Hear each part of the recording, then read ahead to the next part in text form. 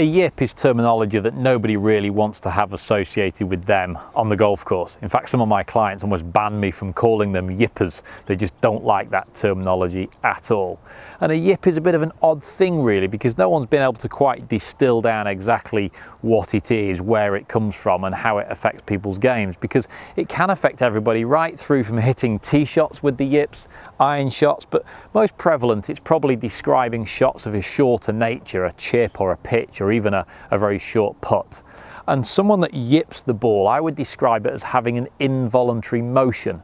So if we look at a classic yip of a putt, you might see even a very accomplished player have a 6-foot putt, and they go over the rehearsal of the motion in their head, and it's back and through really gently, really smoothly, really serene with their approach. And then as they finally step up to the ball, the involuntary motion of the yip takes hold, and that turns into a scooping action or a flicking action or a pull it left or a push it right sort of action.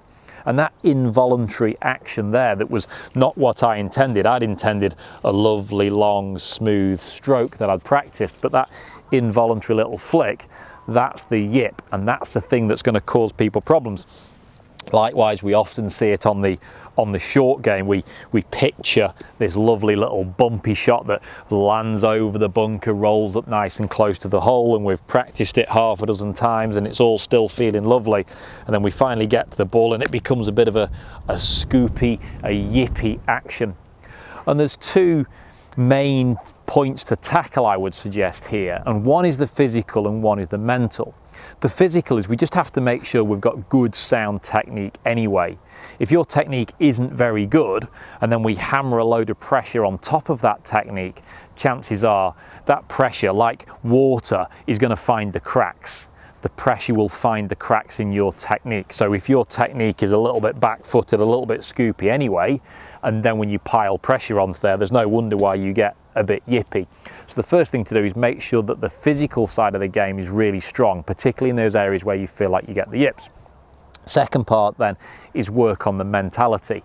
Spend lots and lots of time repeating these actions that you struggle with, these actions where you do get a bit yippy, and try and also do it in pressured situations. So if you're on the putting green and you're holding 6-foot putts and you hold 20 of them, then you go to the first green and you miss it, chances are that the physical thing didn't really change much, but the pressure changed. So practice under pressure.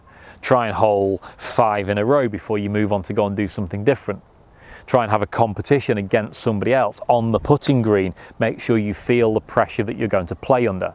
If you can improve the physical and you can improve the mental, practice under pressurized situations, hopefully you can reduce those awful yippy shots.